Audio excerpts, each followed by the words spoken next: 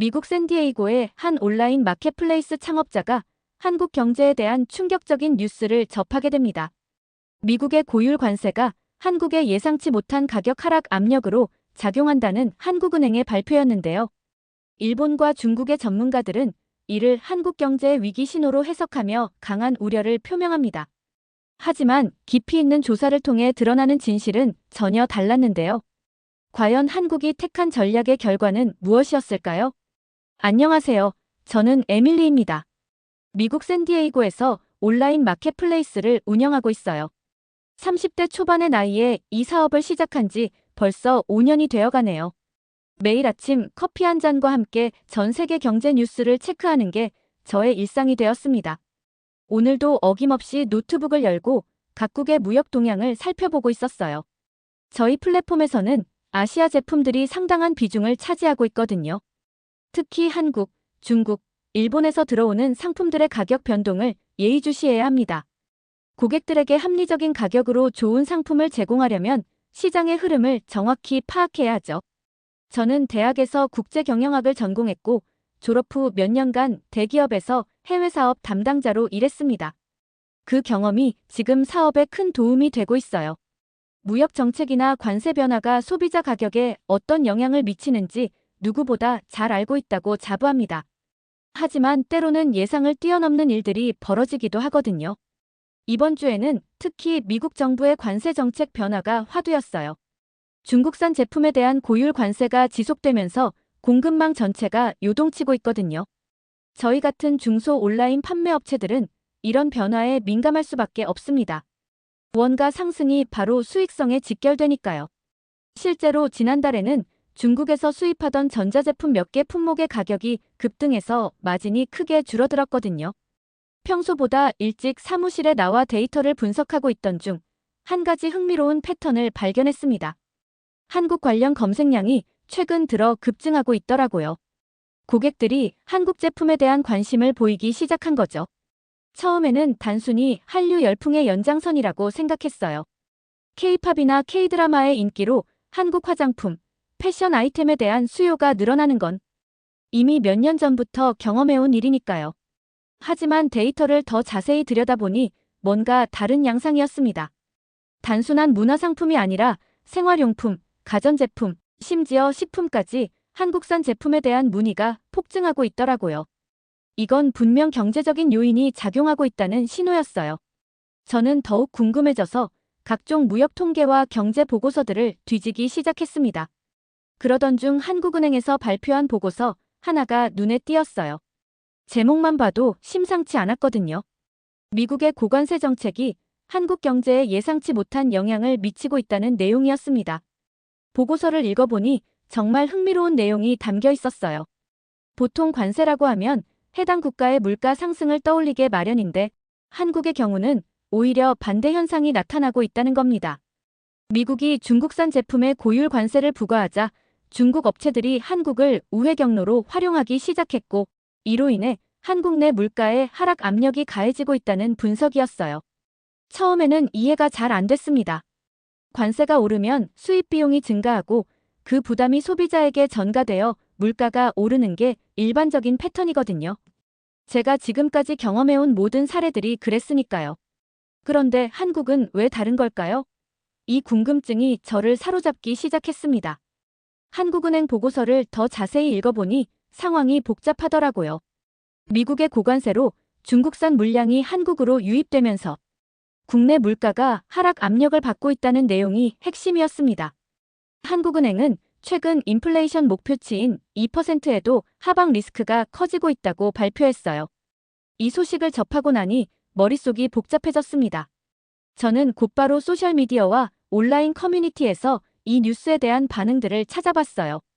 그런데 예상보다 훨씬 많은 사람들이 이 상황을 우려하고 있더라고요. 특히 해외 투자자들과 무역업 종사자들 사이에서 한국 경제에 대한 걱정의 목소리가 높아지고 있었습니다. 그때 저를 더욱 혼란스럽게 만든 건 한 일본인의 댓글이었어요. 아이디가 사토라고 되어 있는 분이었는데 일본에서 리테일 자산 운용 일을 하신다고 프로필에 적혀 있더라고요. 사토 씨의 댓글을 보고 저는 정말 당황했습니다. 관세는 무역 전략의 핵심인데 한국식 대응은 그냥 약해 보입니다. 다른 나라들은 관세 장벽으로 자국 산업을 보호하려고 하는데 한국은 오히려 가격이 내려간다니 이해가 안 되네요. 사토시의 말을 읽고 나니 제가 생각했던 것보다 상황이 심각할 수도 있겠다는 생각이 들었어요. 정말로 한국이 관세 때문에 가격이 내려간다면 한국 기업들은 어떻게 될까요? 경쟁력을 잃고 망하는 건 아닐까요? 저는 점점 더 걱정이 되기 시작했습니다. 사토시는 계속해서 댓글을 달았어요. 일본의 경우 관세나 무역 분쟁이 생기면 즉시 대응 전략을 세웁니다. 자국 기업 보호를 위한 정책을 강화하고 필요하면 보복 관세도 불사하죠. 그런데 한국은 왜 이렇게 소극적인 대응을 하는 걸까요? 이런 댓글들을 보면서 저는 혼란스러워졌어요. 제가 알고 있던 한국은 꽤 적극적이고 전략적인 나라였거든요. K-팝, K-드라마, 반도체, 자동차 등 여러 분야에서 세계적인 성공을 거두고 있잖아요. 그런데 관세 문제에서는 왜 이렇게 수동적으로 보이는 걸까요? 저는 더 많은 정보를 찾아보기로 했습니다. 한국의 무역 정책과 관련된 자료들을 검색하면서 동시에 다른 전문가들의 의견도 찾아봤어요. 그런데 찾아보면 찾아볼수록 의견이 분분하더라고요. 어떤 사람들은 사토시와 비슷한 우려를 표했고 어떤 사람들은 한국의 대응이 오히려 현명하다고 말하기도 했습니다. 특히 경제학과 교수 한 분의 인터뷰가 인상적이었어요. 관세 정책의 효과는 단기적으로 판단하기 어렵습니다. 겉으로 보기에는 한국이 손해를 보는 것 같지만 장기적으로는 다른 결과가 나올 수도 있어요. 이런 말씀을 하시더라고요. 하지만 저는 여전히 확신이 서지 않았습니다. 사업을 하는 입장에서는 당장의 수익성이 중요한데 장기적인 관점이라는 게 과연 현실적일까 싶었거든요.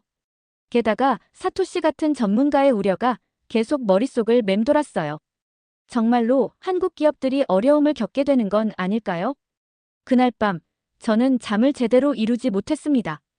한국 제품에 대한 투자를 늘려야 할지, 아니면 다른 나라로 방향을 바꿔야 할지 고민이 깊어졌어요.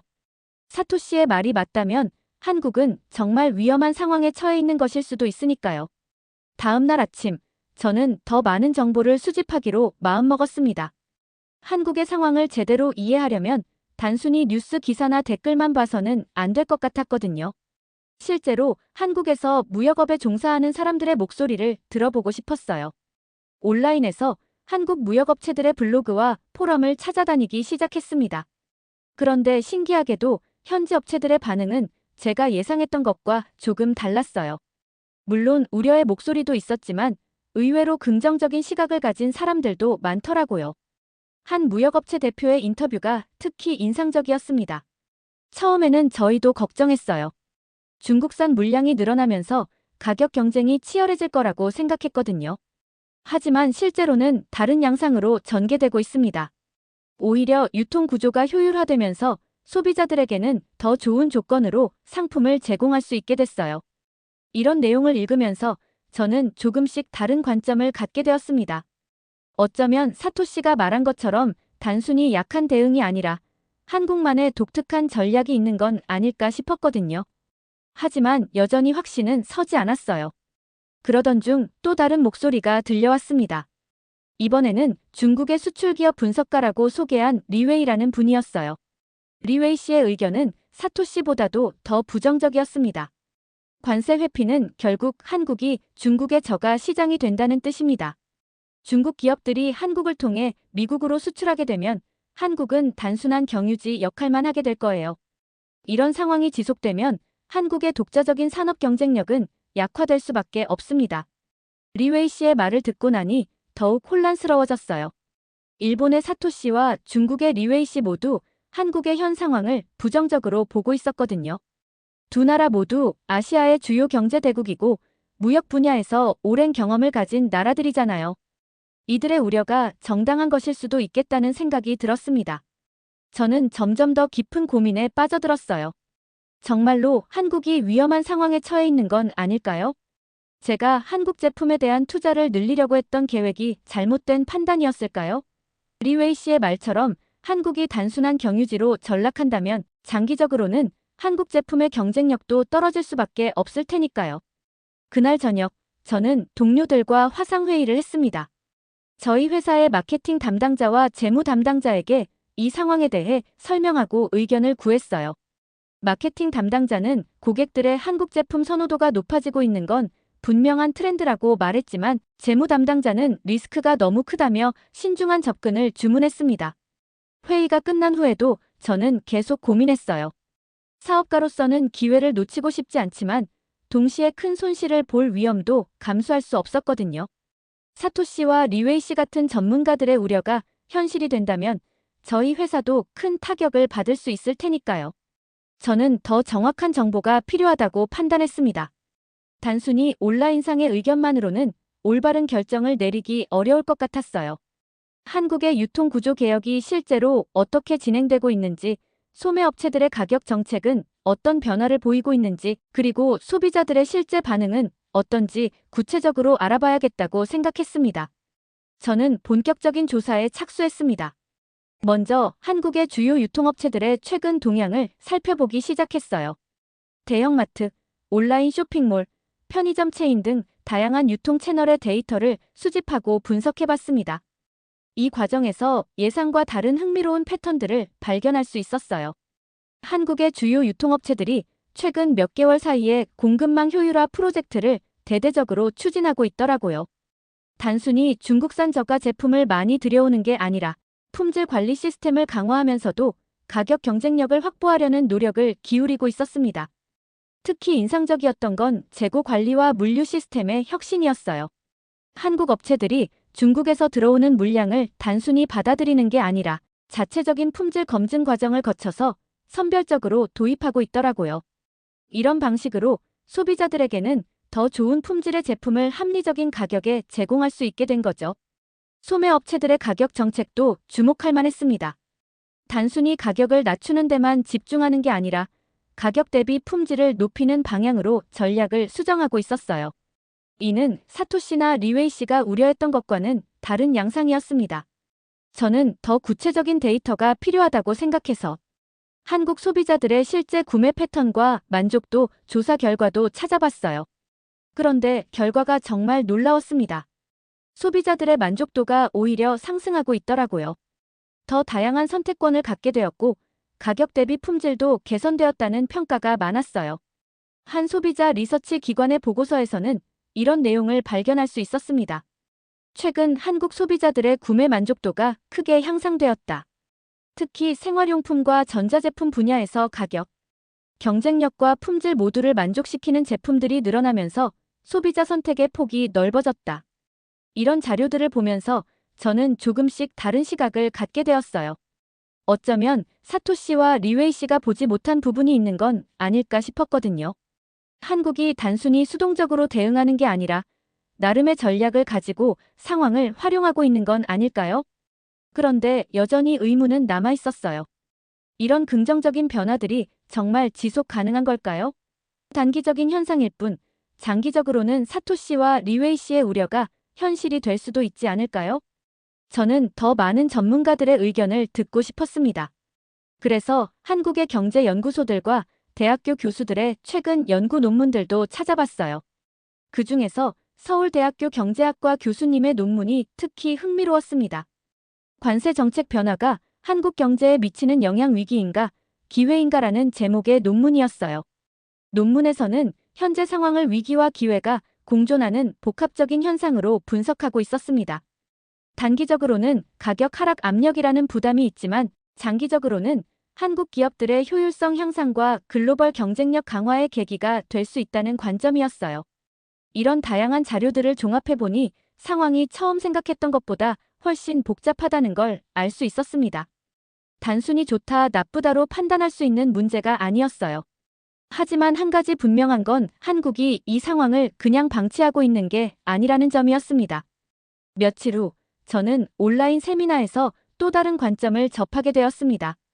아시아 경제 전문가들이 모인 웨비나였는데 한국의 현 상황에 대한 토론이 있었어요. 그런데 여기서 리웨이 씨를 다시 만나게 되었습니다. 중국 수출기업 분석가로 활동하고 있는 리웨이 씨가 패널로 참석해서 자신의 의견을 더 자세히 설명하더라고요.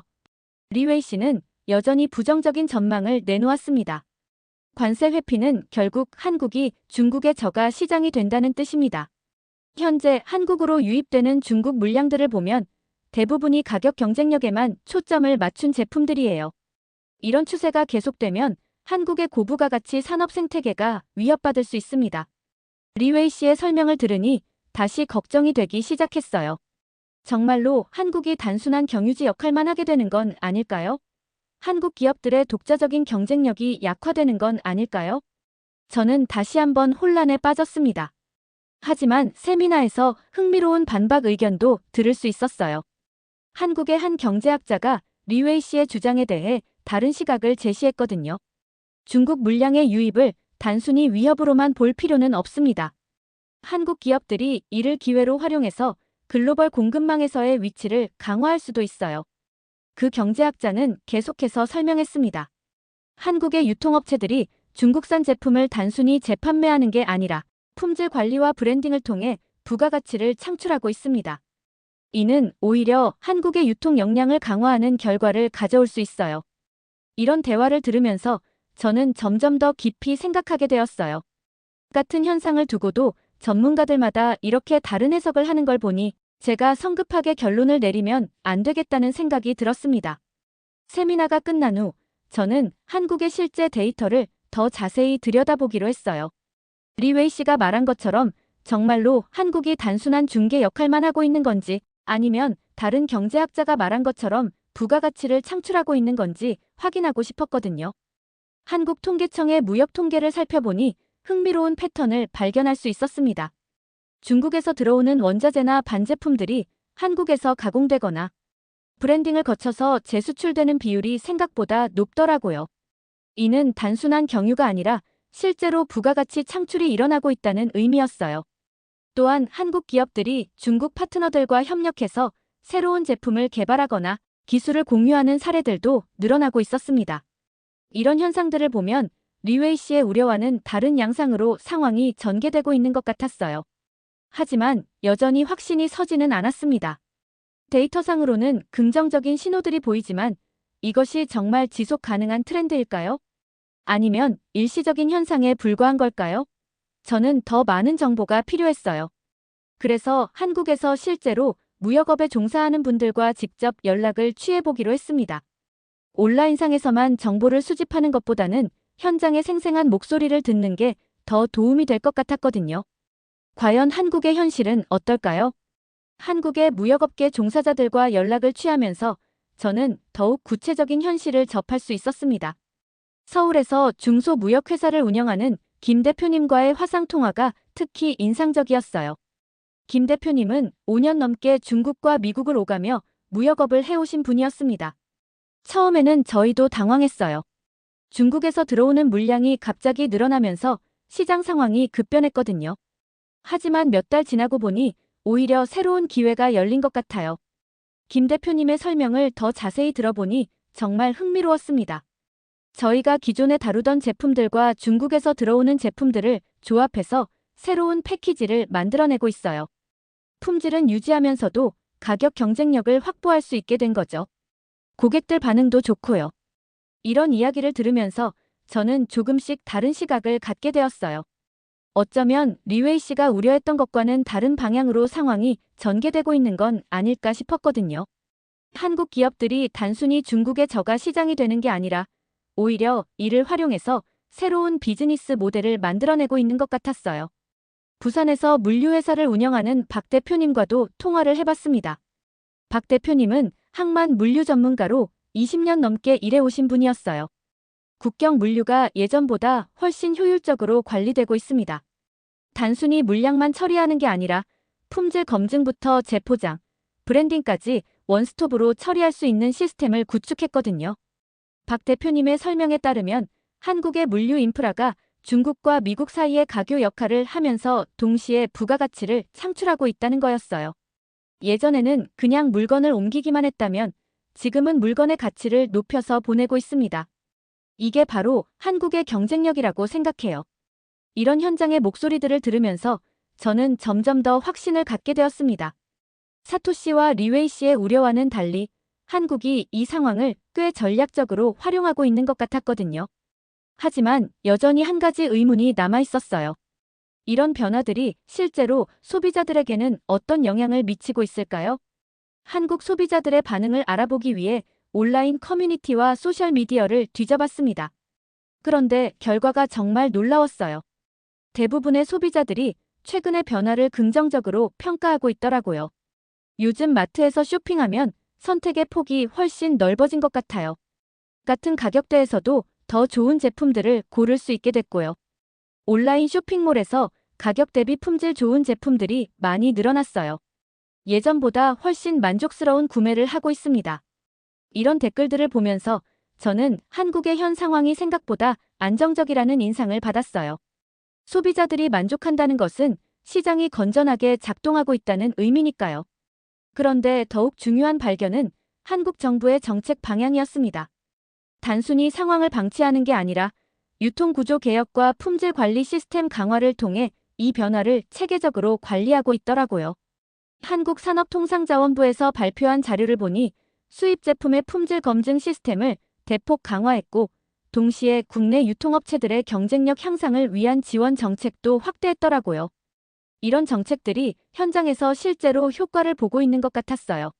저는 이제 조금씩 전체적인 그림이 보이기 시작했습니다. 한국이 단순히 수동적으로 대응하는 게 아니라 이 상황을 기회로 활용해서 유통 구조를 개선하고 소비자 만족도를 높이는 방향으로 나아가고 있었던 거예요. 며칠 후 저에게 결정적인 순간이 찾아왔습니다. 한국 정부에서 공식 발표한 소비자 물가 지표 안정화 뉴스를 접하게 된 거예요. 한국은행과 통계청이 공동으로 발표한 자료에 따르면 최근 몇 개월간 우려되었던 물가 하락 압력이 안정세로 돌아서고 있다는 내용이었습니다. 더욱 놀라운 건 이 안정화가 단순한 우연이 아니라 한국 유통업체들의 체계적인 노력의 결과라는 점이었어요. 품질을 유지하면서도 가격 안정화를 이루어낸 거죠. 이는 사토시와 리웨이 씨가 우려했던 시나리오와는 완전히 다른 결과였습니다. 한국의 주요 유통업체들이 발표한 실적 보고서들을 살펴보니 더욱 확신이 들었어요. 매출과 수익성 모두 개선되고 있었고, 동시에 고객 만족도도 상승하고 있더라고요.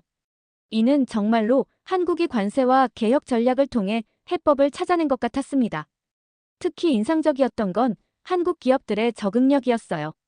단순히 중국산 저가 제품을 들여와서 판매하는 게 아니라 자체적인 품질 관리 시스템을 통해 선별적으로 도입하고, 여기에 한국만의 브랜딩과 서비스를 더해서 새로운 가치를 창출하고 있었거든요. 저는 이제 확신을 갖고 결정을 내릴 수 있었습니다. 한국 제품에 대한 투자를 확대하기로 한 거예요. 사토시와 리웨이 씨의 우려와는 달리 한국이 이 상황을 매우 전략적으로 활용하고 있다는 걸 확인했으니까요. 그날 저녁, 저는 동료들과 다시 화상회의를 했습니다. 지난 몇 주간 수집한 모든 정보와 분석 결과를 공유했어요. 처음에는 신중했던 재무 담당자도 제가 제시한 데이터들을 보고 나니 고개를 끄덕이더라고요. 정말 흥미로운 케이스네요. 처음에는 위기로 보였던 상황이 오히려 한국 경제의 구조적 개선으로 이어지고 있다니. 재무 담당자의 말에 저도 공감했어요. 정말로 위기가 기회로 바뀐 사례인 것 같았거든요. 마케팅 담당자는 더욱 적극적이었습니다. 고객들의 한국 제품 선호도가 계속 높아지고 있는 상황에서 이런 구조적 개선까지 이루어졌다면 장기적으로 큰 기회가 될 것 같아요. 한국 제품 라인을 대폭 확대해보는 게 어떨까요? 저는 그들의 반응을 보면서 제가 내린 판단이 옳았다는 확신을 더욱 굳혔습니다. 한국이 관세 때문에 가격이 내려간다는 초기의 우려는 결국 기우에 불과했던 거예요. 오히려 한국은 이 상황을 활용해서 더욱 경쟁력 있는 시장 구조를 만들어낸 것 같았습니다. 그 주말, 저는 한국 파트너사들과 연락을 취하기 시작했습니다. 기존에 거래하던 업체들과의 관계를 더욱 강화하고 새로운 파트너십 기회도 모색해보기로 한 거예요. 한국 시장의 안정성과 성장 가능성을 확인했으니 이제는 적극적으로 투자할 때라고 생각했거든요. 한국의 한 중견 제조업체 대표님과 통화를 했는데 정말 고무적인 이야기를 들을 수 있었어요. 최근 몇 개월간 해외 바이어들의 문의가 급증하고 있습니다. 특히 미국 시장에서의 반응이 좋아요. 품질 대비 가격 경쟁력이 인정받고 있는 것 같습니다. 이런 이야기를 들으니 제 판단이 더욱 확실해졌어요. 한국이 정말로 이 위기를 기회로 전환시킨 것 같았거든요. 마침내 저는 확신을 갖고 최종 결정을 내렸습니다. 한국 제품 판매를 대폭 확장하기로 한 거예요. 지난 몇 주간의 조사와 분석을 통해 한국의 관세 및 개혁 전략이 정말로 효과적인 해법이었다는 걸 확인했으니까요. 저는 팀원들과 함께 구체적인 확장 계획을 세우기 시작했습니다. 기존 한국 제품 카테고리를 2배로 늘리고 새로운 파트너사들과의 계약도 추진하기로 했어요. 특히 한국 유통업체들이 개발한 새로운 브랜드 제품들에 주목했습니다. 품질과 가격 경쟁력을 모두 갖춘 제품들이 많더라고요. 첫 번째 확장 주문을 넣고 나서 며칠 후 정말 놀라운 일이 벌어졌어요. 고객들의 반응이 예상보다 훨씬 좋았던 거예요. 특히 한국에서 새로 들여온 생활용품과 전자제품들이 인기를 끌면서 매출이 급증했습니다. 한 고객의 리뷰가 특히 인상적이었어요. 최근에 주문한 한국 제품들 정말 만족스러워요. 가격도 합리적이고 품질도 훌륭하네요. 앞으로도 한국 제품 많이 소개해주세요. 이런 피드백을 받을 때마다 제가 내린 결정이 옳았다는 걸 실감할 수 있었어요. 더욱 의미 있는 건 경쟁사들의 반응이었습니다. 저희가 한국 제품 라인을 확대한 후 다른 온라인 플랫폼들도 비슷한 움직임을 보이기 시작했거든요. 이는 한국 제품에 대한 시장의 전반적인 신뢰도가 높아졌다는 의미였어요. 한 달 후, 저는 사토 씨와 리웨이 씨가 참여하는 온라인 포럼에서 제 경험을 공유할 기회가 있었습니다. 처음에 그들이 표했던 우려와는 정반대의 결과가 나왔다는 걸 설명했어요. 정말로 한국의 관세 및 개혁 전략이 해법이었습니다. 처음에는 저도 우려했지만 실제로는 한국이 매우 전략적으로 이 상황을 활용해서 시장 구조를 개선했더라고요. 결과적으로 소비자, 기업, 그리고 저희 같은 해외 바이어 모두에게 도움이 되는 윈윈 상황이 만들어진 것 같아요. 사토 씨는 제 발표를 듣고 나서 솔직하게 인정했습니다. 처음에 제가 한국의 대응을 너무 성급하게 판단했나 보네요. 단기적인 관점에서만 봤는데 장기적으로는 정말 현명한 전략이었던 것 같습니다. 리웨이 씨도 비슷한 반응을 보였어요. 한국이 단순한 경유지가 되는 게 아니라 실제로 부가가치를 창출하는 허브 역할을 하고 있다는 걸 확인할 수 있었네요. 앞으로는 더 신중하게 분석해봐야겠습니다. 이런 반응들을 보면서 저는 정말 뿌듯했어요. 제가 끝까지 포기하지 않고 조사한 덕분에 올바른 결정을 내릴 수 있었거든요. 만약 사토 씨와 리웨이 씨의 초기 우려에만 귀를 기울였다면 이런 좋은 기회를 놓쳤을 수도 있었을 테니까요. 현재 저희 회사의 한국 제품 매출은 전체 매출의 30%를 차지할 정도로 성장했습니다. 고객 만족도도 높고 수익성도 개선되었어요. 무엇보다 한국 파트너사들과의 장기적인 관계를 구축할 수 있게 된 점이 가장 큰 성과라고 생각합니다. 지금 돌이켜보면 이번 경험을 통해 정말 많은 걸 배웠어요. 표면적인 현상만 보고 성급하게 판단하면 안 된다는 것, 다양한 관점에서 상황을 분석해야 한다는 것, 그리고 무엇보다 현장의 목소리에 귀를 기울이는 것이 얼마나 중요한지 깨달았습니다. 한국이 보여준 위기 대응 능력과 적응력은 정말 인상적이었어요. 외부 충격을 단순히 받아들이는 게 아니라 이를 기회로 전환시켜서 더 나은 시스템을 만들어낸 거니까요. 앞으로도 한국과의 파트너십을 더욱 강화해 나갈 계획입니다. 지금까지의 사연 어떻게 들으셨나요? 재밌게 들으셨다면 댓글로 남겨주세요. 추첨을 통해 커피 쿠폰들 보내드립니다. 다음에 더 재밌는 사연으로 돌아올게요.